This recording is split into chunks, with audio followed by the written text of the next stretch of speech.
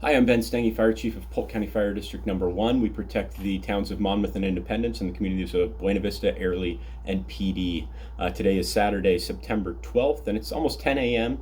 And today I just want to talk real briefly about what's going on in our county.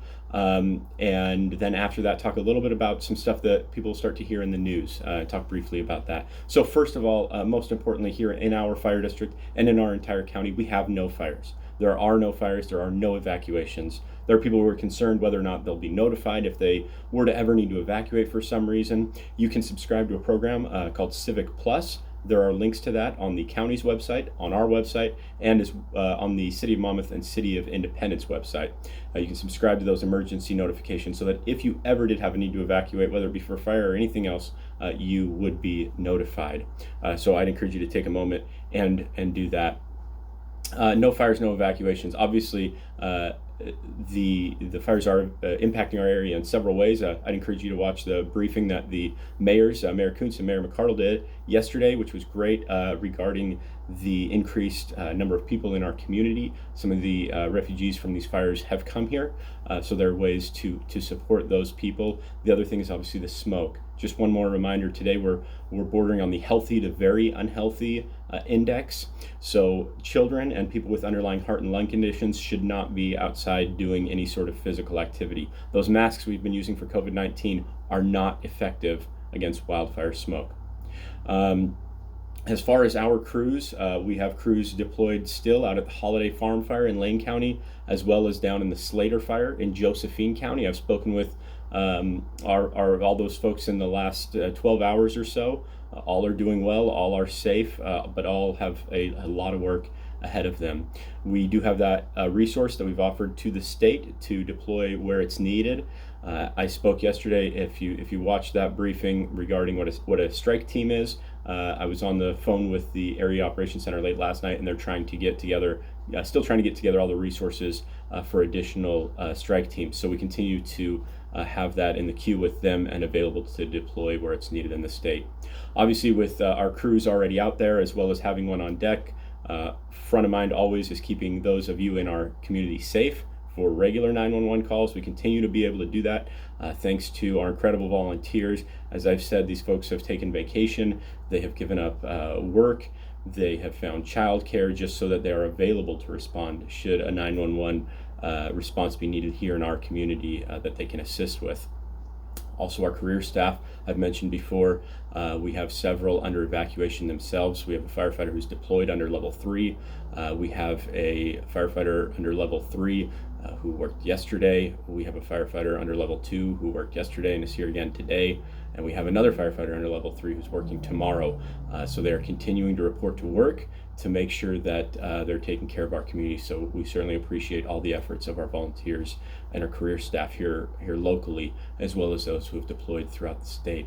The three big takeaways continue to be the same. The first thing, please continue to be safe when it comes to fire safety. Again, this weekend, I know humidity, it's great to see the dew on those cars and stuff, but please, just this weekend, I've been so relieved. The previous days, we have not been responding to the typical burning complaints that we would this time of year, because people are cooperating, they're not burning, and we really appreciate that.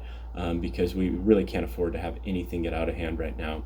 So continue to be safe. Number two, continue to please get your news from trusted sources. The number of hours that it takes to address all these rumors, whether it be for us or for law enforcement, is just, it's exhausting and it's taxing, and it's really not where we need to be putting our energy. So please don't pass on anything that you have not heard from a credible source. It's drained the 911 systems. It's drained our office phones. It's drained our individual staff, and it's unnecessary. The third thing, help where you can. As I said, we are in a unique position here in Polk County. We're in a very fortunate position to be the ones offering help, not needing the help. So find a place where you can help. And as the mayor said yesterday in their briefing, make sure those places that you're offering help are reputable places. Those are government organizations, those are established nonprofits, things you've heard of before this week. Unfortunately, there are people out there who want to take advantage of the generosity of people, and so don't give to the wrong people. So again, be safe, get your news from reliable sources, and help where you can. So with that, that's it for sort of a briefing. I do want to talk for a minute. I think it's important that everybody understand what they're going to hear in the coming days and put that into context a little bit. Our firefighters and firefighters throughout the state have been really focused since Monday on life safety, and you've heard that talked about a ton. Life safety and really initial attack of fires. One thing that the Oregon Fire Service simply has not had the capacity to do, and the reason that you've heard so many specific stories on the news rather than statistics, is the Oregon Fire Service really hasn't even had the time to begin to gather accurate statistics. So in the coming days, several of these fires have laid down in the last 36 hours, which is great. That's not to say they're not still moving. They're just not moving with the same speed that they had in the 72 hours preceding that. But with those fires laying down, there are going to be resources freed up to begin to take inventory of these structures that have been lost, and unfortunately these lives that have been lost.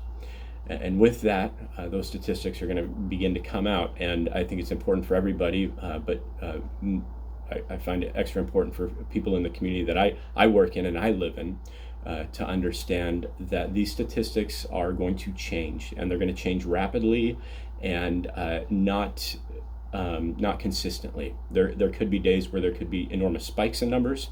There could be days where there's no change in numbers. And unfortunately, despite all efforts that there are already discussions about putting in and how to do this accurately with so many fires, with this unprecedented loss both of structures and lives, there's also going to be conflicting information. And I want to prepare you for that, because I ask that you not get distracted by that. The fire service and people across the state are going to do their absolute best to get accurate information as quickly as possible, but this is going to be an extremely difficult task that this state has never undertaken. So there will be numbers in the end, and those will come out. Don't get too obsessed with day-to-day numbers. Obviously, those are also going to be those statistics are going to be held in comparisons to try to quantify things and hold them against other statistics. Again, that's fine.